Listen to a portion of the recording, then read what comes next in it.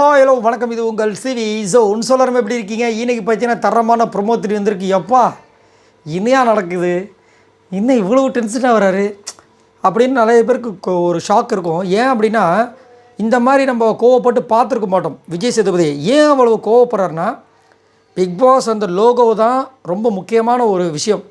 Big பாஸ்க்கு அதுதான் ரொம்ப முக்கியமானது.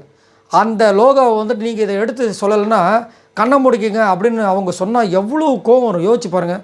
அதேமாதிரி எதுக்காக அவர் வந்து பிக் பாஸ் வந்துட்டு அந்த தண்டனை கொடுத்துருக்காங்கன்னா இந்த விஷயந்தான்.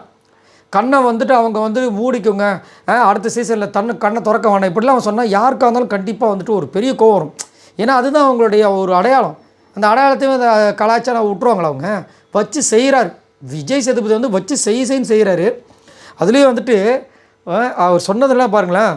உங்களுக்கு இந்த வேலையை பிக் பாஸ் எதுக்காக கொடுத்தாருன்னு நினைக்கிறீங்க அப்படின்னும் போதே வந்துட்டு திவ்யா வந்து டயர்டாக வராங்க. டயர்டாக வரீங்களாம்மா, பேசாமல் டயர்டாக வர மாதிரி இருந்துச்சுன்னா பிக் பாஸ் வீட்டை விட்டு வெளியே வந்துடுறீங்களான்றாங்க. பதறாங்க, அப்படி கண் கலங்குது. நீங்கள் என்ன செஞ்சுருந்தால் உங்களுக்கு இந்த டாஸ்க்கை கொடுத்துருப்பாங்க, கொஞ்சம் யோசிச்சு பாருங்கள் அப்படின்றாரு, கத்துறாரு. அதுக்கப்புறம் வந்துட்டு நீங்கள் வந்து உங்கள் வேலை வந்து பிக் பாஸ் சொன்னதுக்கப்புறம் பிக் பாஸ் கண்ணை அடைக்கணும் அதெல்லாம் சொல்ல தெரியுதுலன்னு கலாய்க்கிறாரு.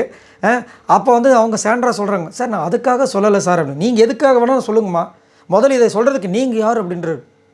அவங்க பதறாங்க, என்னடா அது நம்ம புருஷனோட ஃப்ரெண்டுன்னு பார்த்தா இப்படி கத்துறாரு, கொஞ்சம் கூட ஒரு அட்ஜஸ்ட்மெண்ட்டே இல்லையே அப்படின்ற மாதிரி பார்க்குறாங்க. அதுக்கப்புறமா என்ன செஞ்சுருந்தா அவங்கள ஜெயிலுக்கு அனுப்பியிருப்பாங்க, திவ்யா என்ன செய்ய வச்சுருந்தா அவங்க ஜெயிலுக்கு போயிருப்பாங்க அப்படின்ற மாதிரி வந்து போட்டு கலாய்க்கிறார். பா, அதாவது தெளிய வச்சு அடிக்கிற மாதிரி இருக்குது. ஏதோ ஒரு படத்தில் அந்த மாதிரி இருக்கும் சீனு.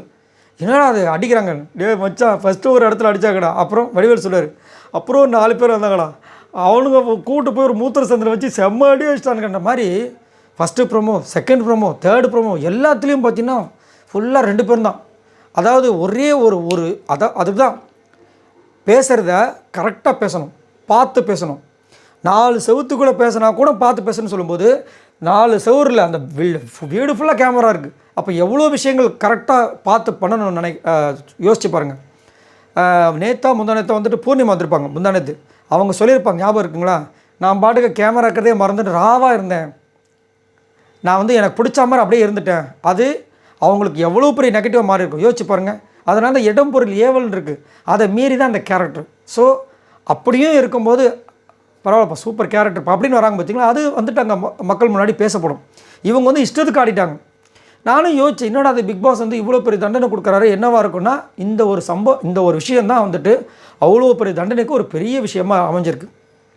ஆனால் அவங்க எதுக்காக சொன்னாங்கன்னா, அந்த தலை எஃப்ஜேவுக்காக வந்து ஒரு விஷயத்தை வந்துட்டு டப்புன்னு இதை வாய விட்டுருப்பாங்க. அது எப்படி இருந்தாலும் அது தப்பு தானே. ஸோ இங்கே வந்து வச்சு பொலவலம் பழக்கிறாரு. திவ்யா நீங்கள் முடியல வீட்டுக்கு வந்துருங்கன்ட்டாங்க. அப்புறமா தான் மூஞ்சியே மாறுது. அது வரைக்கும் ஒரே ரியாக்ஷன் தான், இப்படியே ஒரு மாதிரி பார்ப்பாங்க.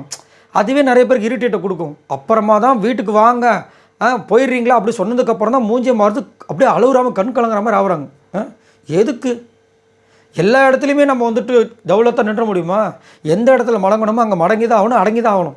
எல்லா இடத்துலையும் நம்மளால் வந்து நிமிந்தலாம் இருக்க முடியாது, உடச்சி விட்ருவாங்க. சரி, இதை பற்றி உங்களோட கருத்துக்களை சொல்லுங்கள்.